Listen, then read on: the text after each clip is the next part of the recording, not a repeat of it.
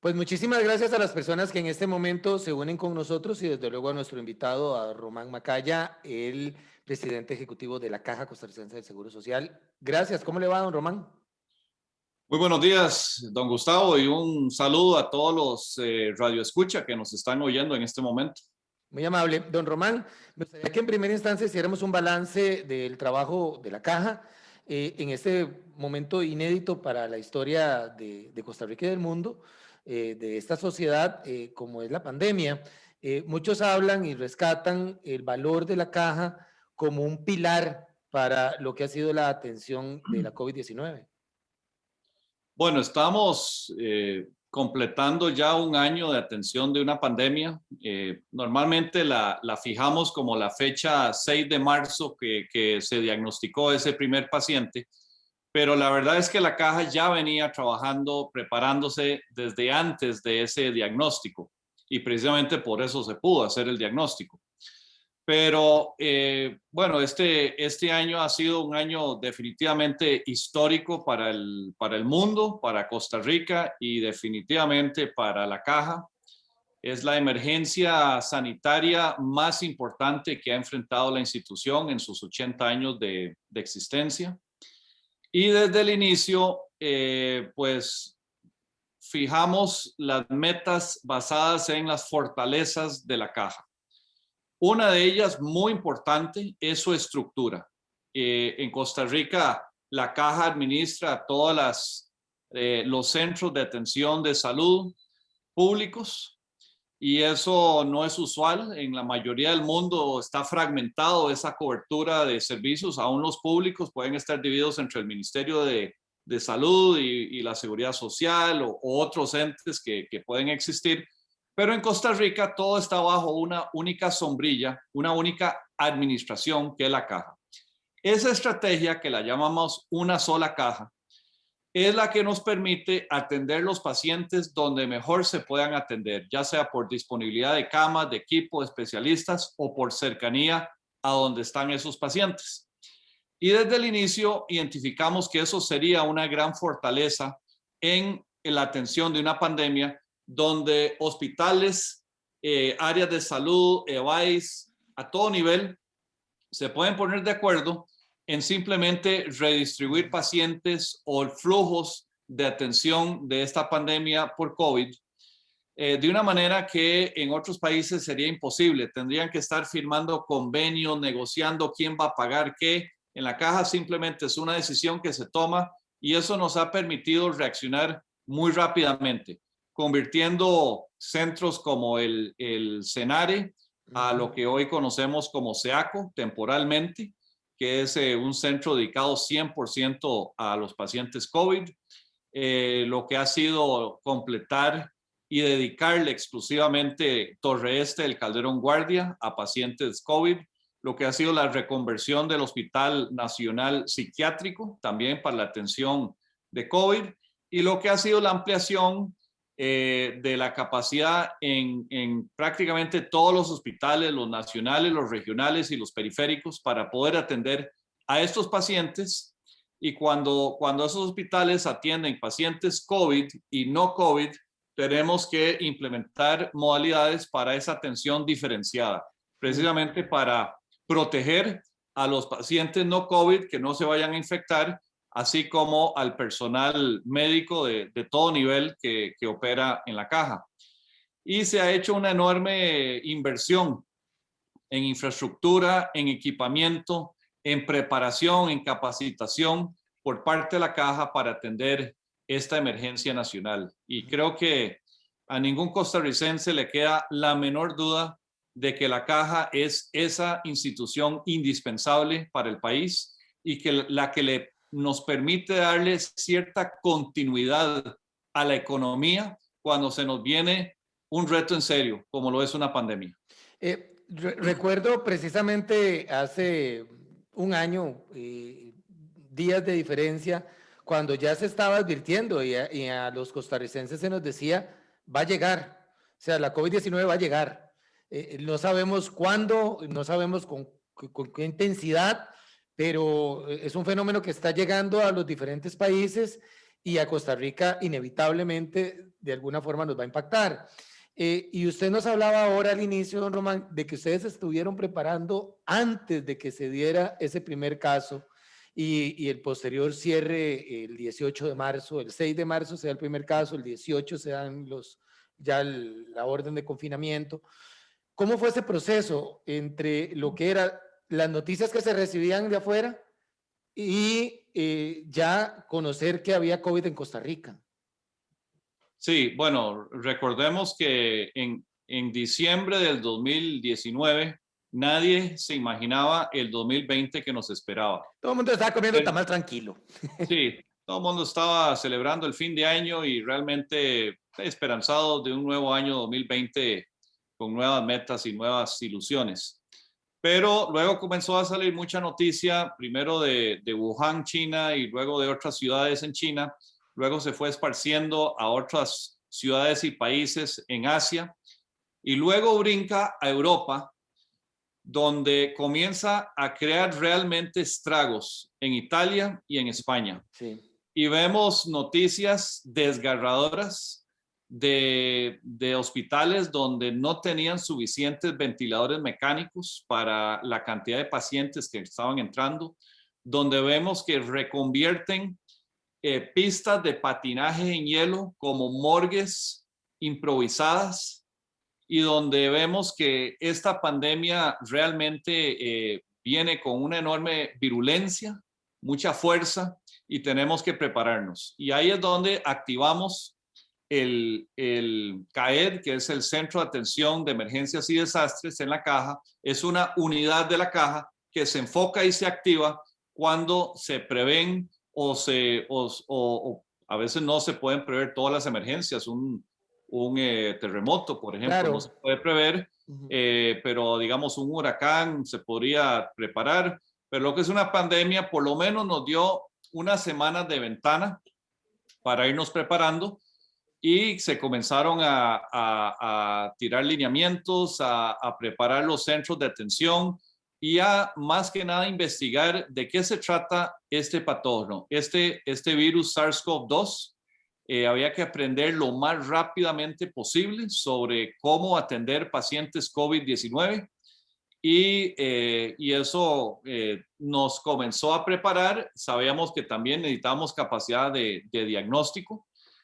Fuimos también buscando las opciones de diagnóstico, de tratamiento, y eso nos ayudó al principio. También debo decir que la ciudadanía fue un enorme apoyo en esa primera ola.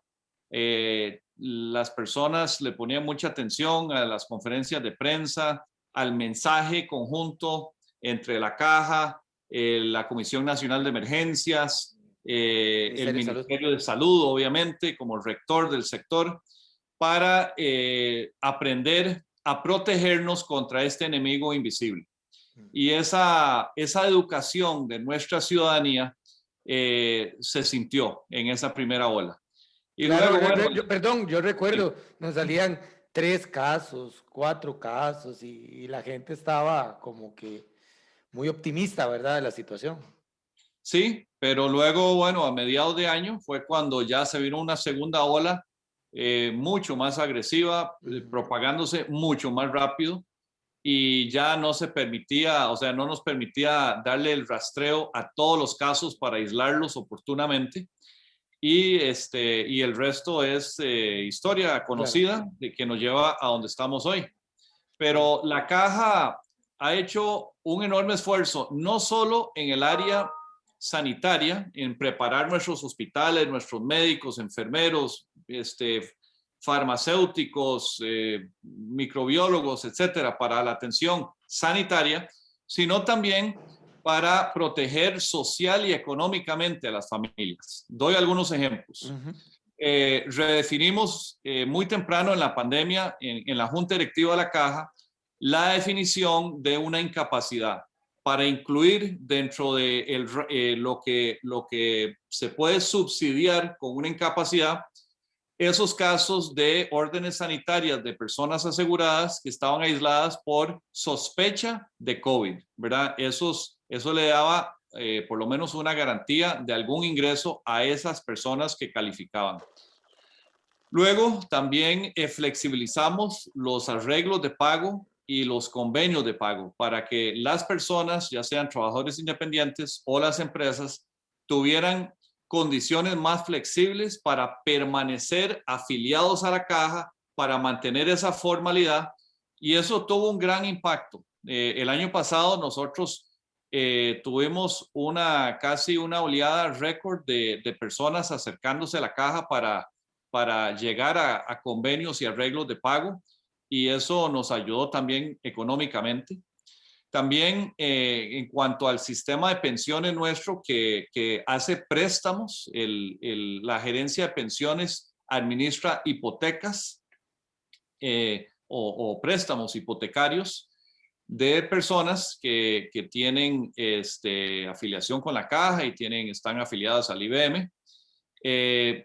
Lo que hicimos fue extender los plazos de pago y básicamente dar un respiro de ciertos meses donde no tenían que cancelar el principal de sus hipotecas, para darle un respiro a esas personas que tenían hipotecas o préstamos hipotecarios con la institución. También hemos extendido el aseguramiento de personas, de trabajadores que tienen contratos suspendidos. Esto lo hemos hecho varias veces. Normalmente la cobertura después de una suspensión de trabajo, una pérdida de trabajo, es de 6 meses, pero en este caso, para esos trabajadores que estaban registrados ante el Ministerio de Trabajo, se extendió, además de esos 6 meses, otros 3 meses, que nos llevó hasta finales de diciembre, y esta semana volvimos a extender esto hasta finales de marzo.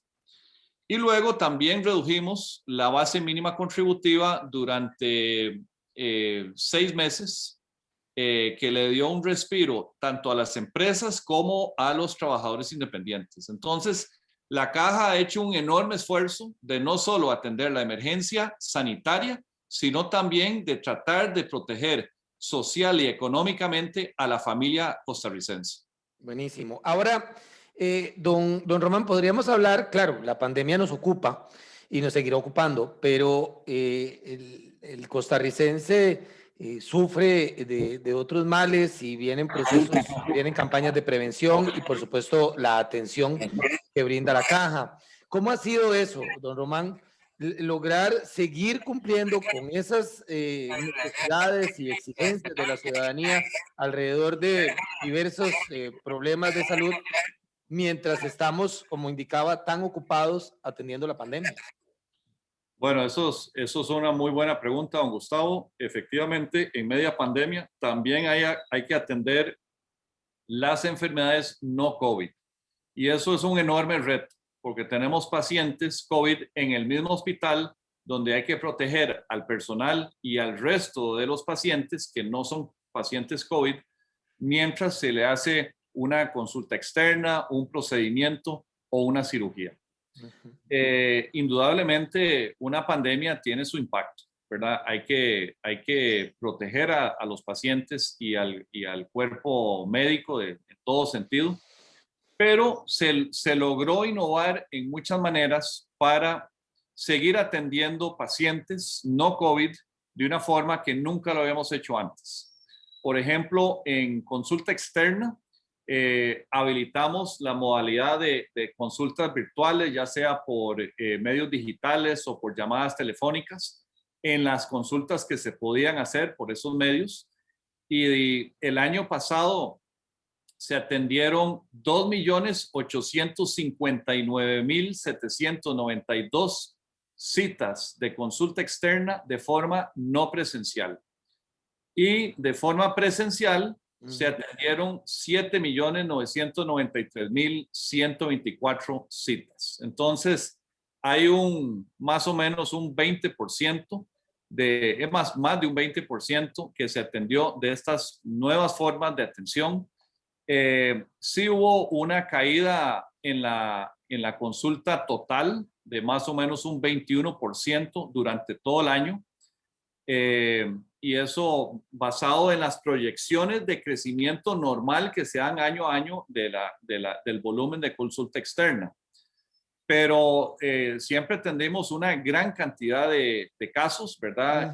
Consulta externa, un total de 10.6 millones de consultas externas en el año. Y bueno, también están los procedimientos. Esos son las mamografías, todos los tipos de procedimientos que no son una cirugía. También tratamos de mantener la atención. Es interesante porque el tiempo de espera para un procedimiento se redujo el año pasado. En el 2019 eran de 142 días en promedio la espera para un procedimiento, y el año pasado cerramos con 116 días. Pero sí hubo una reducción de un 27% en el volumen de procedimientos realizados. Eso es un volumen, una disminución de más o menos 100,000 casos versus lo que se hizo en el 2019. Mucho de eso, ese 27%, 18% es por ausentismo. O sea, sí, muchas personas ante algo que era electivo, que podía esperar, prefería esperar. Decir, bueno, yo la verdad mejor no me acerco a un hospital donde sé que hay pacientes COVID, y entonces hubo mucho ausentismo que tratamos de que no fuera así, ¿verdad? Porque si hay una cita hay que aprovecharla, ese espacio no se puede recuperar. Y luego están las cirugías. En las cirugías sí tuvimos un gran impacto por la pandemia en términos del volumen de cirugías. Sí pudimos mantener las cirugías que eran indispensables de mantener, todo lo que era oncológico, las cirugías que llamamos las cirugías electivas prioritarias, que se definen con criterio clínico, pero los tiempos de espera para las cirugías se han desmejorado en el año pasado. Ahora, dicho eso, se ha aprovechado también el tiempo para mejorar tecnología e infraestructura, y hemos mejorado nuestro sistema de información para tener información más oportuna y más confiable en cuanto a las listas y quién está en la lista para cuál centro de salud.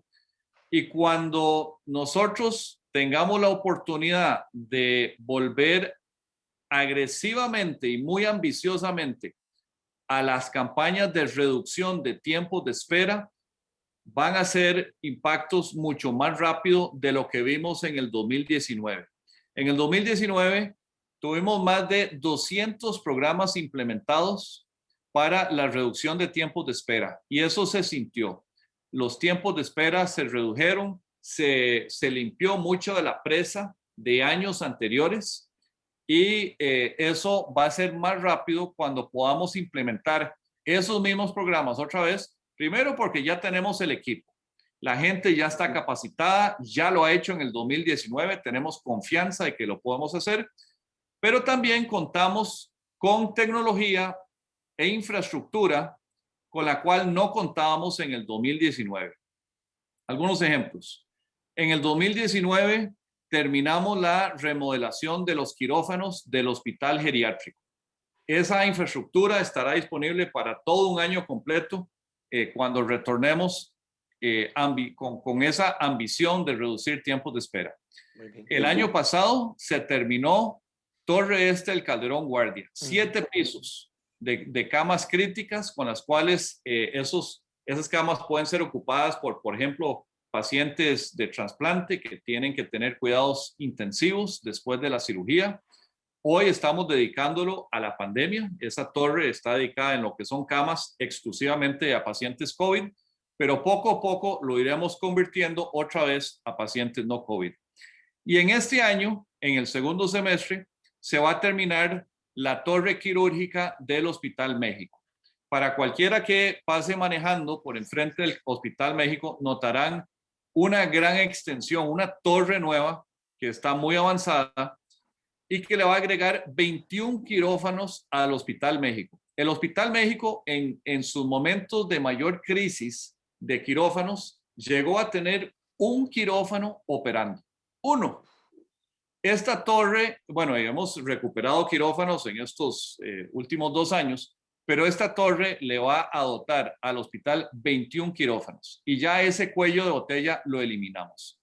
Entonces, es cierto que una pandemia definitivamente impacta las listas de espera y los tiempos de espera, pero en las tres áreas, en consulta externa, en procedimientos y en cirugías, hemos encontrado maneras de darle continuidad a lo que es indispensable y tenemos los programas y la tecnología y la infraestructura para retomar la reducción de tiempos de espera en el momento que este virus nos lo permita. Y digo este virus porque eso es lo que nos tiene frenados en este momento de implementar esas más de 200 programas para reducción de tiempos de espera. Bueno, eso amarra con la siguiente pregunta, don Román, y es, ¿cómo visualizamos esa caja una vez, la COVID no se va a ir, pero cuando logremos mantener, voy a utilizar el término, no sé si será adecuado, pero digamos, controlada la enfermedad? Sí, bueno, la atención de la pandemia va pasando por diferentes fases y ahora estamos ya en la fase de vacunación. Esto es una de las fases de mayor optimismo, ¿verdad? Porque tenemos una herramienta, unas vacunas eficaces contra este virus y eso es algo histórico. Nunca en la historia de la humanidad ha habido una pandemia creada por un microbio de origen desconocido previamente y donde en media pandemia se cuente con una vacuna para proteger a la población vulnerable, ¿verdad? Eso es algo que nunca ha sucedido en una pandemia pasada. Las pandemias pasadas normalmente alcanzaban lo que se llama la inmunidad de rebaño, que es que suficientes personas se infectan y se recuperan para que ya le cueste a ese virus encontrar nuevas personas vulnerables a la infección. Esta pandemia vamos a lograr la inmunidad de rebaño con una vacuna, no por infección. Y eso es una característica que nos da optimismo. Ahora, sí estamos monitoreando como país, y esto es algo que hace la Comisión Nacional de Vacunación y Epidemiología, que lidera el Ministerio de Salud, pero es interdisciplinario, también tiene participación de la Caja, está monitoreando de cerca las cepas nuevas que están surgiendo a lo largo de la pandemia en el mundo. La cepa sudafricana, la cepa del Reino Unido, la cepa brasileña. Hay una cepa costarricense que es mucho más común en Costa Rica que en el resto del mundo. Afortunadamente no pareciera ser más virulenta, pero todas las vacunas están orientadas normalmente a engañar al cuerpo, al sistema inmunológico, de que está bajo ataque y a identificar el enemigo sin que ese enemigo realmente esté presente. Entonces hay que engañar al cuerpo con pedacitos del virus que no son el virus completo, que alertan al sistema inmunológico para que cuando aparezca el virus de verdad, ya tenga la memoria de que ese es enemigo del cuerpo y genere los anticuerpos para eliminarlo del organismo. El objetivo de la mayoría de las vacunas es, si uno ve una imagen del virus, parece una bola con unas florecitas en la superficie. Esas florecitas es la proteína S. Y las vacunas normalmente están diseñadas para que esa florecita, la proteína S, es el objetivo de la vacuna. Es el objetivo que estamos entrenando el sistema inmunológico a reconocer como enemigo. Si hay mutaciones en las famosas florecitas de este virus, eso puede llegar a hacer que una vacuna sea menos eficaz. Y eso es lo que se está monitoreando. Y por eso, a pesar de que tenemos un gran sistema de salud y que la Caja es un activo que pocos países en el mundo tienen, sí es de enorme importancia para nosotros qué está sucediendo en otras partes del mundo. Porque entre más se propaga el virus, más errores se pueden dar en la replicación de ese virus. Es como que el ADN, que es una secuencia de letras, es como que la maquinaria haga un dedazo y genere un error, y ese error va creándole diferencias a la estructura de esas florecitas, y si son suficientemente diferentes, entonces el anticuerpo puede no reconocerlo. Y eso es lo que se monitorea para asegurarnos de que las vacunas mantengan su eficacia y obviamente su seguridad. Pero si hay algo en lo que Costa Rica es bueno, es en vacunación. Esto es porque hay tres elementos que se juntan. Uno es una infraestructura de la caja en conjunto con la tutela del Ministerio de Salud, de usar toda la red de centros de salud, de los EBAI, de las áreas de salud, para llegarle a la población con personal altamente capacitado en no solo la selección de las vacunas, sino en la aplicación y el manejo logístico de esas vacunas. Entonces ahí hay dos elementos: la red de atención y el personal, el recurso humano.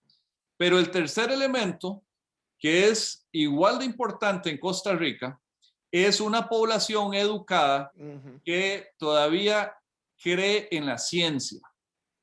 Y eso puede sonar como una generalidad, pero es que los grupos antivacunas en Costa Rica por lo general no son tan fuertes como lo son en Europa o en Estados Unidos, donde hay grupos que se apartan de la ciencia para generar temores infundados sobre las vacunas. Entonces, Costa Rica, en las vacunas que lanza en sus programas, logra una alta tasa de vacunación, normalmente alrededor del 95% de la población meta. Sea cual sea la vacuna, sea el virus del papiloma humano para niñas de 10 años, a influenza en adultos mayores y población de riesgo, logramos altas tasas de vacunación, y yo estoy seguro que este programa de vacunación contra el COVID no va a ser la excepción. Excelente. Nos tenemos que ir despidiendo, don Román. Quisiera que habláramos, para ir cerrando, de todo ese proceso de investigación y de innovación en el cual se ha involucrado de forma pues tan importante la caja, y que también nos ha generado un resultado muy positivo en medio de toda esta situación. Sí, este es de los temas que más apasionan para muchos en la caja. Y es que esta pandemia nos ha obligado a innovar y a investigar de una forma muy rápida y muy oportuna, y con proyectos de alto impacto. Está en curso la investigación de los sueros de caballo anti-COVID o anti-SARS-CoV-2, desarrollados por el Instituto Clodomiro Picado de la Universidad de Costa Rica y desarrollados conjuntamente con la caja en lo que es la fase clínica. Eso genera optimismo de que Costa Rica tiene el potencial de desarrollar sus propias terapias, y hasta en tiempo récord, porque normalmente estas terapias duran años en desarrollarse. Y aquí estamos ya entrando a un segundo protocolo de investigación clínica intervencional en pacientes COVID, con un tratamiento desarrollado 100% en Costa Rica. También estamos haciendo proyectos de referencia mundial. Hay un proyecto que se llama el estudio Respira. Es un proyecto conjunto entre la Caja, ACIB, que es la Asociación Costarricense de Investigación Biomédica, con FUNIN, que es la Fundación Inciensa, el Instituto de Alergias y Enfermedades Infecciosas de los Estados Unidos, que es el instituto que lidera el doctor Tony Fauci, que vemos mucho en la televisión, es un experto de clase mundial, y el Instituto de Cáncer de Alemania. ¿Qué vamos a hacer todos juntos, o qué ya se está haciendo? Es un estudio para determinar la respuesta a una pregunta desconocida al mundo en este momento, que es: ¿cuánto dura la inmunidad contra el COVID en un paciente recuperado por COVID? Sí, que se habla de 5 meses, 6 meses, pero no hay claridad en el tema. Eso no se sabe las características de esa inmunidad. Depende de qué tan severo fue el caso, depende de la edad, de otros factores de riesgo. Eso todo es desconocido. Y la Caja es un actor importante, y Costa Rica en general, en este proyecto de investigación que va a contestar esa pregunta para el mundo entero, no solo para Costa Rica. Entonces hay grandes iniciativas. Estamos por sacar a implementar un reglamento de investigación institucional de la Caja. Y esto es un cambio de paradigma. Esto realmente va a ser un antes y un después. Promueve la excelencia, promueve el roce internacional con los mayores líderes de opinión en diferentes enfermedades y nos pone a la Caja a competir en el área de la investigación. Y esto puede resultar muy atractivo hasta económicamente para la Caja. La Caja podría desarrollar su propia propiedad intelectual con descubrimientos hechos en la institución, que se protejan esa propiedad intelectual y que luego se desarrolle, puede ser en convenios con empresas o laboratorios internacionales, terapias donde la Caja reciba fuentes de financiamiento, ya sea por regalías o por algún tipo de arreglo económico en el desarrollo de terapias basadas en información desarrollada en la Caja. Entonces, puede ser una nueva fuente de financiamiento para la institución. Buenísimo, es una noticia pues muy positiva y vamos a estar muy pendientes de eso. Don Román, yo le agradezco mucho el tiempo que nos ha dedicado. Realmente yo creo que todos los costarricenses, y me quedo corto, creo que todos los habitantes de este país deberían o deben sentirse muy orgullosos, muy felices y hasta podría utilizar la palabra muy tranquilos de que existe la Caja Costarricense de Seguro Social, no solamente para lo que es la atención de la pandemia, sino para lo que es la prevención, la atención y ahora, como usted nos hablaba, incluso la investigación. Y lo que todos deseamos, creo yo, es que tengamos caja para rato. Muy amable, don Román, que esté muy bien. Muchas gracias, don Gustavo, y me despido de todos los radioescucha. Gracias también a las personas que nos acompañaron. Si Dios lo permite, mañana tendremos panorama y el jueves, Dios mediante, también una entrevista más. Muy amables.